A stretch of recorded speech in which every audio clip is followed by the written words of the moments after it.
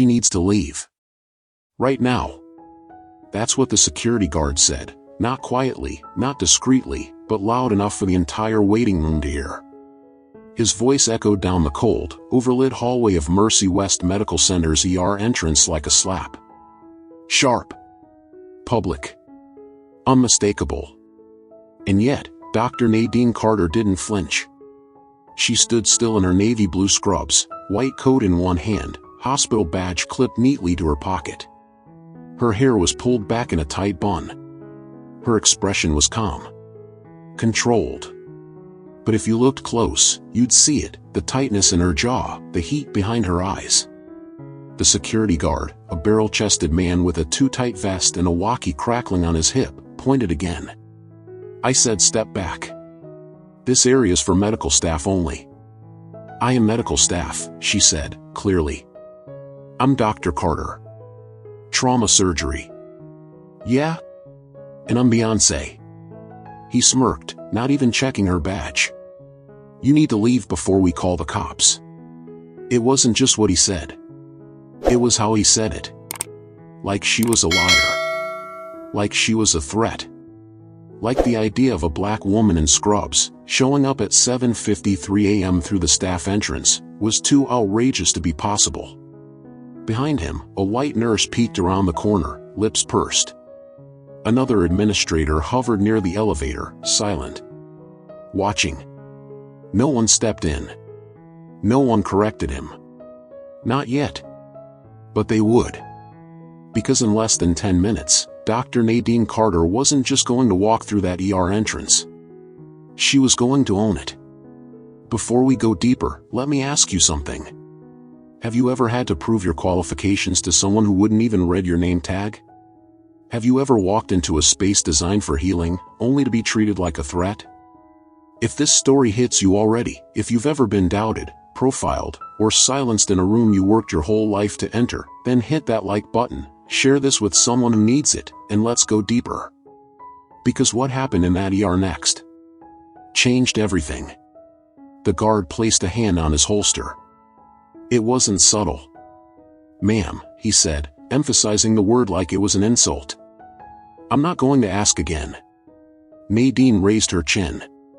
Call Chief Brenner. He hesitated. Now, she added. Or I'll call him myself. Chief Brenner doesn't take calls from vendors, he snapped. That did it. The tension in the hallway grew thicker than blood. Vendors. That's what they thought she was. A pharmaceutical rep, a visiting tech. A clipboard and a pen. Not the trauma surgeon on the morning roster. Not the physician who'd just been promoted to deputy medical director of surgical operations. Nadine pulled her phone out slowly and tapped the screen. Put it down, the guard barked, stepping closer. I said I'm calling Chief Brenner, she said. Calm. Measured. No phones in this corridor. Then do it yourself. That was when someone finally stepped in. From behind the ER double doors, a woman appeared. Dr. Lillian Marsh. Chief of Emergency Services. White coat. Stethoscope. Command in her stride. She took one look at the scene, at Nadine's posture, at the guard's stance, and narrowed her eyes. Is there a reason Dr. Carter isn't in my trauma bay right now? She asked flatly. The guard blinked. Wait, she's Dr. Nadine Carter, Marsh said sharply. Attending trauma surgeon. In my second call this morning. You just blocked her entry. In front of witnesses. The air changed.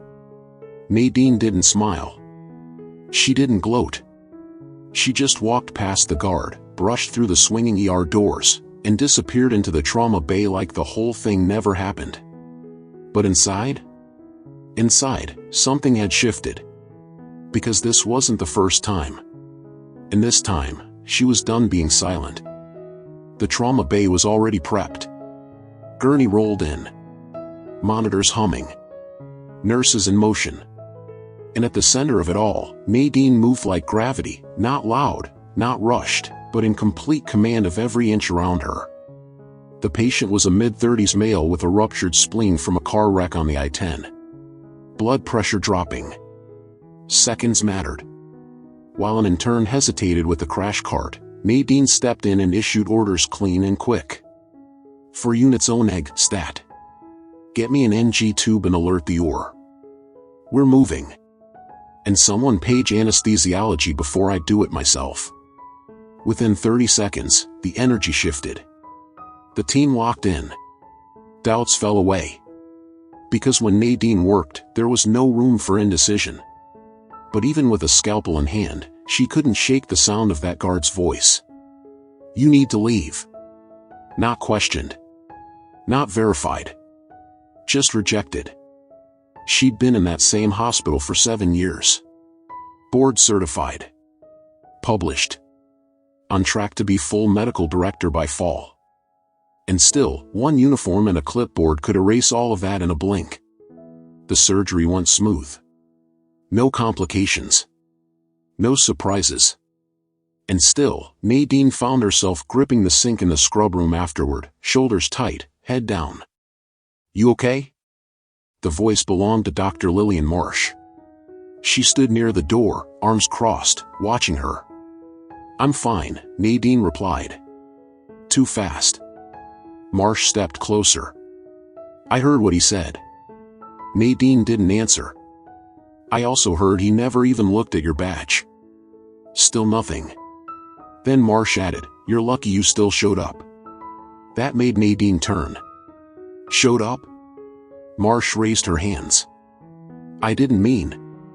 Yes, you did, Nadine said. You meant I'm lucky I didn't walk out. And I am. But not because of him. Because I've been through worse. And you know what? That's the problem. Marsh nodded slowly, absorbing the words. You're right. Then she stepped back. And let Nadine breathe. Back in her office, Nadine flipped open her laptop and opened a file she hadn't touched in months. Internal Disparities Audit, Draft. It was a dense spreadsheet, hiring data, patient satisfaction records, incident reports. She'd been building it privately for almost a year. Quietly. Carefully. Because she knew bringing it up too soon could tank her chances of advancement. But now she didn't care. Because the numbers didn't lie. 28 attending physicians at Mercy West. Only 3 were black. 1 was Ladings. And of the 17 workplace incident reports filed in the past 4 years for misidentification of staff, 10 involved people of color, and 9 had been dismissed. No formal apology. No accountability. Just silence. Buried and forgotten. Until now. At 3:47 p.m., she sent the file to 3 people. Dr. Marsh. Chief Brenner. Human Resources Lead, Caroline Dorsey. Subject line. Not a one-time thing. She wrote no body text. She didn't need to. An hour later, Chief Brenner called her directly. You've been holding on to this, he asked. Yes. Why didn't you come to me? I did. Just not with data. He was silent for a moment. Then, come to my office. Tomorrow morning. 8 a.m. Nadine stared at the phone after he hung up. It wasn't a threat. It wasn't exactly an invitation either. But she wasn't scared. She was ready. That night, after the shift change, Nadine walked out through the same doors she'd been stopped at that morning. The lobby was quiet now. The guard wasn't there. Someone else had taken the post. And as she passed, the new guard looked up, smiled, and nodded. Good evening, Doctor. Doctor. 2 syllables that still landed hard sometimes. 2 syllables she'd bled for. But tonight, they felt heavier. Not like a title. Like a warning. Because what she was about to do next would shake this hospital from the inside out. The executive suite on the top floor of Mercy West wasn't designed for honesty. It was designed for optics. Frosted glass. Art that looked expensive but said nothing. a reception desk where even the plants looked overqualified. At 7:59 a.m., Nadine stepped off the elevator with her laptop tucked under one arm and her spine straight. She wore a charcoal gray blazer, a thin chain around her neck, and not a trace of apology in her walk. Chief Medical Officer Brenner was already waiting. Gray-haired, gold cufflinks. The kind of man who'd never raised his voice but always made you feel like you should whisper. He gestured to a conference room. "Let's talk." Inside, Nadine wasn't surprised to find Martian HR Director Caroline Dorsey already seated. What did surprise her, though, was the fourth seat at the table already taken. A woman in her early 50s. Sharp cheekbones, sharper eyes. Black silk blouse. No visible ID badge. But something about her presence made Nadine pause. She looked like someone who wasn't used to being introduced. Brenner cleared his throat. "Before we begin, Dr. Carter, this is..." "Let her tell me herself," Nadine said. The woman smiled. "My name is Dr. Regina Hale. I'm the chair of the Hospital Network Oversight Board." Nadine blinked. That was the twist. The Oversight Board didn't usually appear unless something had gone terribly wrong, or was about to change drastically. "I read your audit," Dr. Hale continued. "All of it. And I read the incident report from yesterday. Even saw the security footage." That caught Nadine off guard. "There's footage?" "Oh yes. Audio, too." For a moment, silence hung in the room like a scalpel just before the first incision. Dr. Hale continued, tone steady. "I don't sit in on internal bias reviews, Dr. Carter. That's not my usual scope. But when the chief medical officer of a flagship hospital fails to enforce or even acknowledge a pattern this consistent, it becomes a matter of governance." Brenner opened his mouth. "Regina, let's be fair." "No," she said flatly. "Let's be accurate." She turned back to Nadine. "Tell me, doctor. Did you intend for this data to cause an investigation?" Nadine answered without hesitation. "I intended for it to cause accountability." "Good," Hale said, nodding. "Because that's what's happening."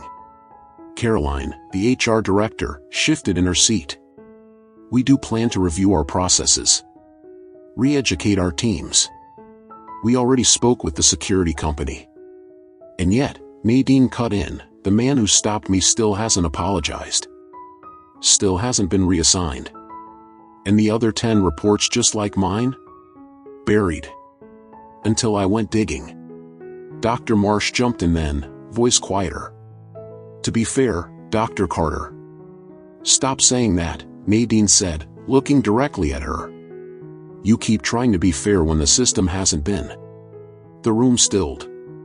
Then Hale reached into her bag, pulled out a document, and placed it on the table. "Effective immediately," she said, "we're initiating a full cultural compliance audit. All departments. All leadership. Anonymous staff surveys. Bias training won't be optional, it'll be required. Failure to meet new standards will result in termination." Brenner's eyes narrowed. "You're going over my head?" "I'm going around your silence." Another twist. But it wasn't the last one. Hale slid another envelope across the table. This one was sealed in a dark red folder marked confidential. "This," she said, turning back to Nadine, "is for you." Nadine hesitated. Opened it. Inside, a formal letter of offer. Not for a promotion. For a replacement. Chief Medical Officer. The very chair Brenner was sitting in. The air left the room. "I don't play politics," Hale said. "But I do fix broken systems. And this one's been rusting too long." Brenner stood, jaw tight. "You can't be serious." "I'm dead serious," she said. "And so is the board. You've protected the status quo long enough. Now we're putting a scalpel in the hands of someone who's been caught by it."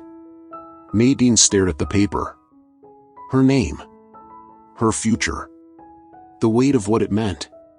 She hadn't asked for this. But she wasn't saying no. Not this time. On her way out of the room, she didn't say a word. She didn't have to. Everyone else was already looking at her differently. Not like she didn't belong, but like they were finally wondering what else she was capable of. That afternoon, when she returned to the ER, a new sign had been posted beside the staff entrance. Hospital access requires verification. Racial profiling will result in immediate investigation. It wasn't perfect, but it was a start. And this time, she was the one writing the policies. It was official. Dr. Nadine Carter, MD, FACS, now held the title Chief Medical Officer of Mercy West Medical Center. But she didn't move into the office right away. She didn't need to. Instead, she made her presence known in the only place that ever really mattered, the floors. Trauma. ER. Surgery. ICU. She walked the corridors in scrubs, not suits. Ate in the cafeteria. Spoke with nurses by name. Asked residents what they were struggling with. She wasn't performing, she was listening. Because the truth was, power hadn't made her untouchable. It had made her visible. And now, everyone was watching. Within a week, changes began rolling out. All incoming security hires would undergo new bias response training. A third-party audit team was hired to reevaluate hiring and promotion data across departments. Every employee of color who had filed a dismissed report in the past 5 years received a personal phone call from Nadine herself. Some of them cried. Most of them were stunned. One woman, a surgical nurse named Andrea, simply whispered, "I thought no one cared." Nadine replied, "We do now." But not everyone was celebrating. On the 8th day of her leadership, a group of senior physicians requested a quiet conversation with her. 6 men, all over 50, all wearing identical expressions, concern, cloaked in courtesy. They didn't sit across from her. They sat around her. "We want to be supportive," one began, "but this sudden shift in tone has caused unease." Nadine blinked. Unease? Some staff feel that your reforms are reactionary. Politically motivated. You mean they're uncomfortable being held accountable, she said. Silence. Another doctor leaned in. "We're worried about morale." Nadine tapped a pen against her notepad. "Whose morale?" "Everyone's." "No," she said, looking up. "Be honest. You're worried about your morale. About your version of normal being challenged." "Change takes time," someone else offered, as if that explained anything. "Yes," she agreed. "But so does damage. And this place has had a long head start." Later that evening, she reviewed a stack of performance evaluations from the last fiscal year. Page after page. Same pattern. Employees of color consistently scored lower in communication and professionalism, two of the most subjective metrics in the hospital's system. It wasn't just coincidence. It was architecture. She picked up a highlighter. Drew one clean line down each manipulated score. Then sent the entire packet to Dr. Hale with one sentence. "You were right. It wasn't just rust. It was rot." 2 days later, the backlash began. Anonymous complaint letters. Accusations of hostile culture change. A rumor that she'd only been appointed to satisfy optics. It would have stung if she hadn't expected it. She'd learned long ago, when a black woman leads, the resistance is never just about her policies. It's about her existence. So she responded. Not with a memo. Not with a press release. With a speech. On the morning of the quarterly leadership meeting, Nadine walked into the conference hall and took the podium. Over 300 staff, faculty, and executives sat in silence. She cleared her throat. "Let me start by telling you something uncomfortable," she said. "You didn't want a leader. You wanted an image. A checkbox. A token who would smile, thank you for the opportunity, and quietly inherit your broken systems." No one moved. I know this because for 7 years, I sat in rooms with you. I watched brilliant nurses get talked over. I watched patients of color treated with more suspicion than care. I read the incident reports you threw away. A few eyes dropped. But now, she said, voice steady, I'm not your checkbox. I'm your change. Someone in the back clapped. Then two more. And slowly, it built, not thunderous, but steady. Deliberate. Like something was being rebuilt, brick by brick. Not because she was new, but because she wasn't going anywhere. That night, as the sun slipped down behind the ER's old brick walls, Nadine stood outside by the employee entrance. The same door where it all began. She watched as a young intern, a black woman with nervous hands and hopeful eyes, approached, badge in hand. The guard nodded to her. Have a good shift, doctor. And the intern smiled. Not because she was safe, but because she was seen. A month into her leadership, Mercy West felt different. The walls were still white. The halls still hummed with monitors and foot traffic. But the silences had changed. People no longer lowered their eyes when someone filed a report. HR didn't stall. Meetings didn't start without every voice at the table, not just the loudest ones. And on a Thursday afternoon, just before shift change, something happened that no one expected. A patient, an older black man recovering from surgery, stopped Dr. Nadine Carter in the hallway and said, "Thank you. I didn't know doctors looked like you." She smiled. "We always have." Then he added, voice trembling, "But they never ran the place." She didn't say anything back. She couldn't. Because in that moment, the weight of what she'd carried finally landed. Years of biting her tongue. Of proving and proving and proving. Of being told she was too young, too aggressive, too ambitious. Now, she wasn't asking for entry. She was holding the keys. By the end of the quarter, the hospital released a statement. Mercy West appoints first black woman as chief medical officer. Bias training now mandatory across all departments. Some praised it. Some rolled their eyes. But Nadine didn't care about the headlines. She cared about the interns who'd finally stopped apologizing for speaking up. About the med student who sent her a thank you card, saying, "You made room for me." About the nurse who'd stayed after hours just to say, "I've been waiting for this my whole career." She kept the guard's name. Not to hold a grudge, but as a reminder. Because the system wasn't broken in one place. It was built with gaps, cracks, blind spots. And she was there to fill them in. Not with paint. With permanence. And now, I want to speak directly to you, wherever you're watching this. Whether you're in your car after a long shift, or curled up in bed trying to recover from one more day of being underestimated. Whether you've lived this story, or you feared it might one day be yours. Have you ever been told to prove who you are? Have you ever been stopped at the door, not because of what you lacked, but because of who they refused to see? If you have, then hear me when I say, you don't have to shrink. You don't have to wait your turn. You don't have to be silent to be seen. Because what Dr. Nadine Carter did wasn't magic. It wasn't luck. It wasn't politics. It was patience. It was power. It was proof that legacy starts the moment you stop asking for permission. You don't need a title to speak the truth. You don't need a boardroom to change a system. You just need to walk through the next door like you belong there. Because you do. So if this story moved you, hit that like button. Share it with someone who needs to feel seen. And subscribe if you believe stories like this aren't just worth telling, they're worth remembering. Because one day, someone will look at you and say, "I didn't know people like us could do that." And you'll smile. Just like Nadine did. And say, "We always could. Now we do."